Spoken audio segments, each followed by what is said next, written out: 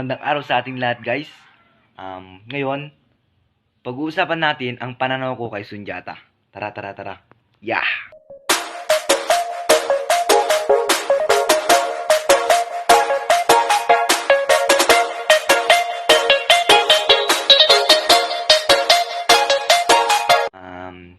Ang aking pananaw kay Sunjata ay bilib ako sa kanya. Dahil sa kanyang determinasyon at pagkatatag. Kahit kinukutya na siya sa kanya dahil sa kanyang itsura, kahit pinatapon siya, nagpakatatag pa rin siya. Yun lang, bilib talaga ako sa kanya.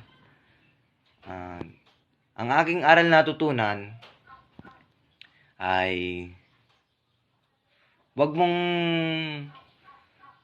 mong ano tawag nito? Ito guys. Ito na guys. Wag ka mag-revenge sa mga nakagawa sa'yo ng kasalanan. Mga ganon.